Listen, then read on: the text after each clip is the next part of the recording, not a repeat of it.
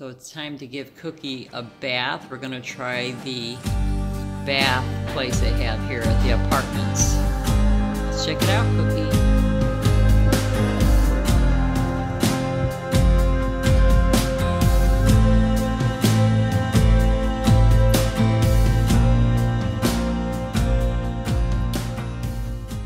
So here is the big bath for Cookie. Oh. Okay, bath time. Yes, soap. Okay. Yeah, shampoo. That's a good boy. Get his head as up. Cookie's all done with his bath.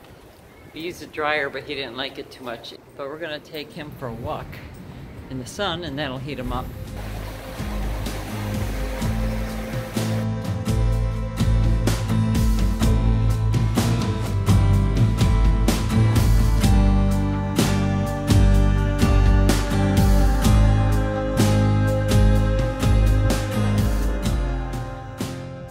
Here at Treasure Island Beach in St. Petersburg, Florida. We're going to check it out for the first time. I know many of you have told us that we should come to visit here along with St. Petersburg Beach. So today is Treasure Island.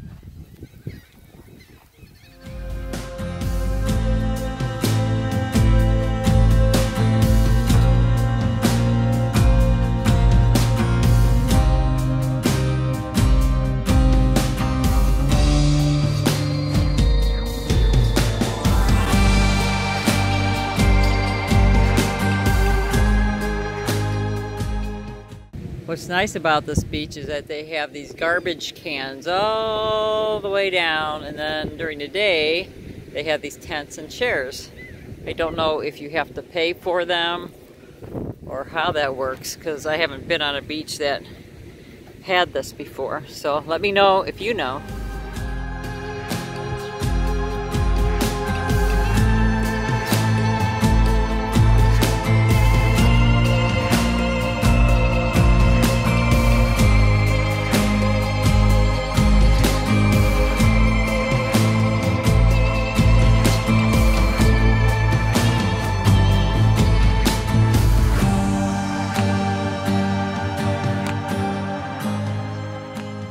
Let's talk about things to do when moving long distance. So it's something we got to talk about.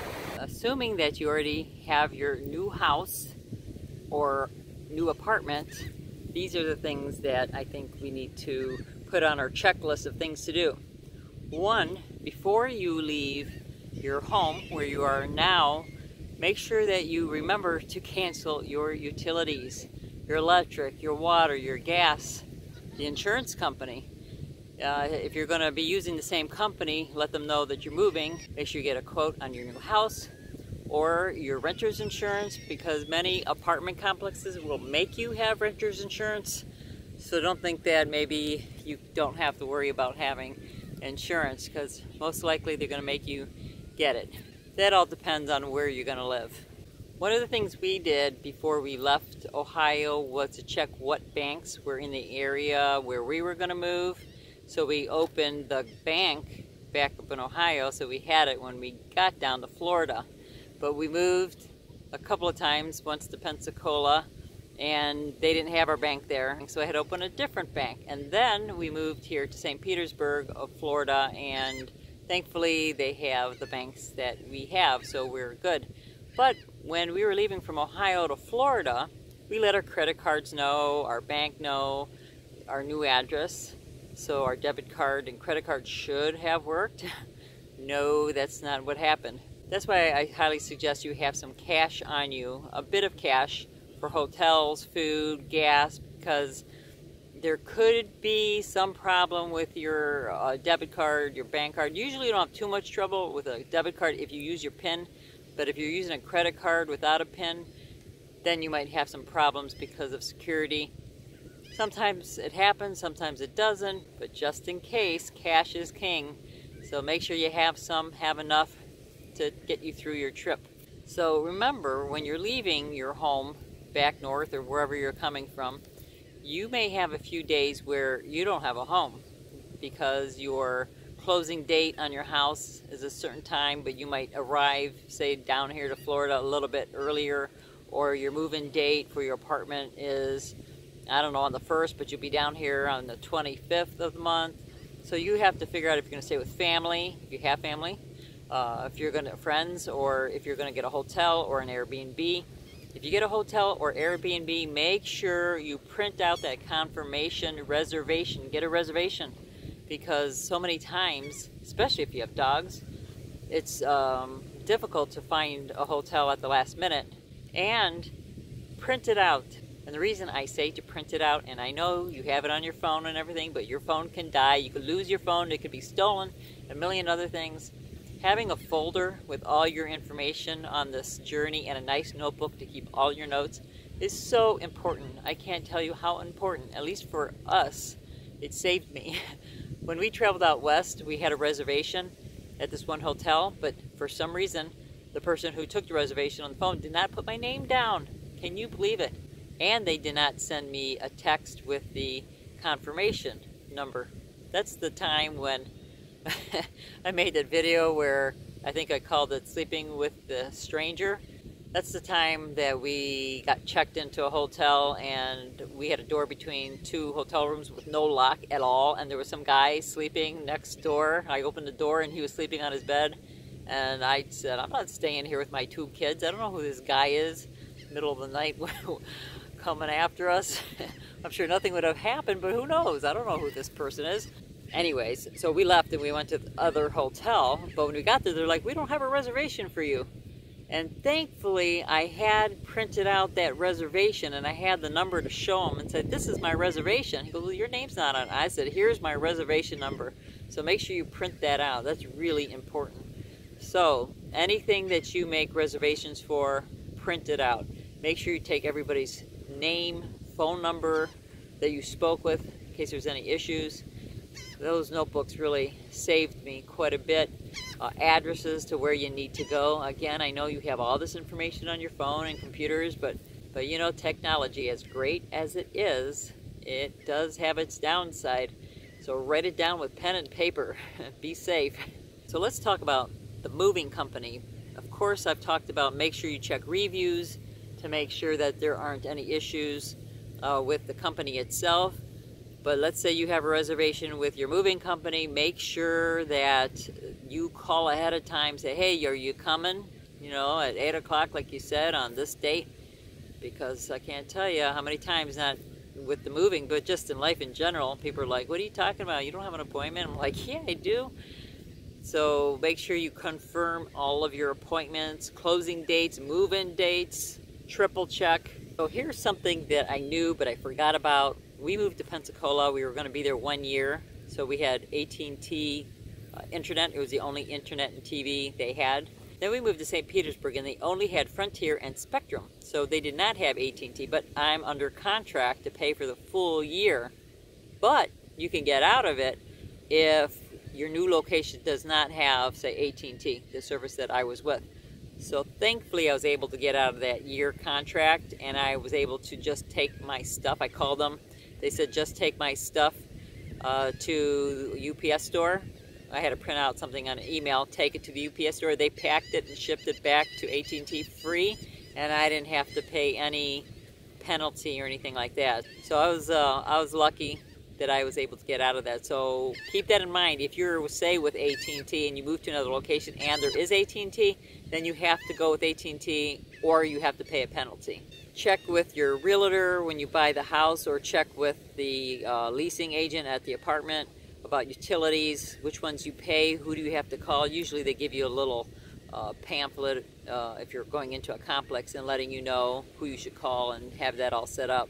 So it's not too difficult. Just remember to do it, because sometimes you have so much to do that you don't get a chance to do everything and you just forget. That's why you have that notebook with things to do, and write down what you have to do, what you did do, who you need to call, phone numbers, all of that.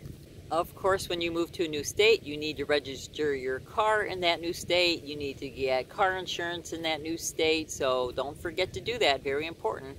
Your driver's license, and I've talked about it in another video. Women, If you're married and you're moving to Florida and you need to get your driver's license, which you will, make sure you have your birth certificate, marriage certificate, driver's license from the other state, because if your name is different, I guess you don't need all of that if your name is the same as what you were born with. But if you change your name when you got married, you need your birth certificate with your maiden name on that. Hear all those birds? A lot of birds out here. It's really nice here. Love it. Wow. Wow. Let's see if I can turn around.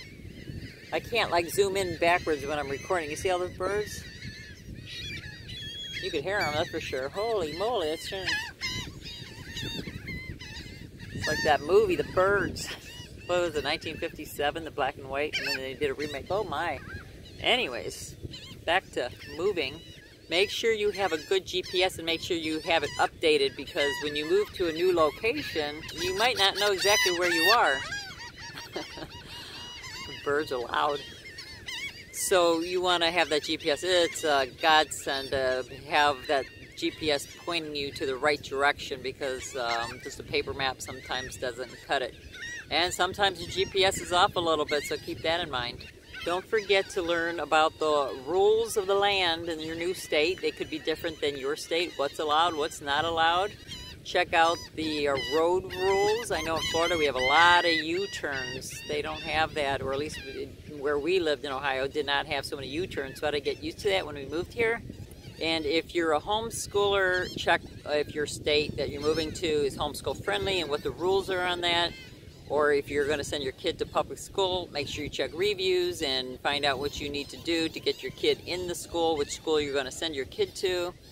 And if you're in the middle of the school year, you know, figure all that out. So don't forget about those type of things. Of course, when you move to a new place, you need to find a new dentist, a new doctor, a new veterinarian if you have pets. Don't forget to go onto the United States Postal Service website to change your address, to have mail forwarded to your new address, and to change your address. So they will do that for 1 year. So if people are sending mail to your old address, you'll get it for up to 1 year. But just make sure you update everybody, your family, if you want them to know where you live, your friends, your banks, everybody, insurance companies. Tell everybody your new address so they can find you. If you change your phone number or email, make sure you update them as well with that. Back to utilities, it's another reason why you want to have a good FICO score. Besides getting into a good apartment or buying a house, if your FICO score is low, they're going to want a big deposit for your utilities. So if you have a good FICO score, they're not going to ask you for extra cash. So just kind of keep that in mind. I found out here in St. Petersburg College, and I'm not sure if other colleges also offer this, but there's free bus transportation for students and teachers. Or if you want to ride and pay, they said it was $2.25 each way or $5 for the whole day. You could ride all over Pinellas County, which is awesome if you don't want to drive. So we're going to have to check that out. That sounds pretty interesting. It's a great way just to sit back, relax, and just get to know the area. Make sure you back up your PC. If you could put important documents or whatever into the cloud or print them out, just in case you lose your computer or get smashed or something happens to it. It happens. Things break and moves. Things get lost. Make sure you walk through with the leasing agent if you're going to move into an apartment. So make sure there isn't any damage anywhere. So when you move out, they don't say you did it. So if you tell them before you move in, say, you know, there's a nick there, or, something's broken, the refrigerator's dented here. This way they don't charge you, because they may charge you for things you didn't do. So be careful on that. The other thing I would double check on with your apartment complex is, do they have certain days that you have to move in? Can you only move in on Saturdays or certain hours? Because sometimes, you know, there's stipulations when you can move in or move out. That's important to know, especially if you have movers coming to help you. So if you plan on moving anytime soon or even a year from now, I would start downsizing immediately and get rid of more than you think you need to. Start packing. We use those small boxes from Home Depot. It was very nice having boxes that were all the same size. They stack up very nicely. And then when you get to your new place, unpack. Don't break your back. And if you need to get movers, make sure you do that and unpack. I would definitely try to give yourself a good week, if not longer. I do wish you safe travels to your new home, wherever you decide to move. I wish you luck, and just be organized, just stay calm, be patient, go with the flow. As my dad used to say, sway with the palm trees. Just, you know, you have to just chill. Well, I hope you enjoyed this video. Thumbs up if you like. Please share. Don't forget to subscribe. And don't forget to live a passionate life.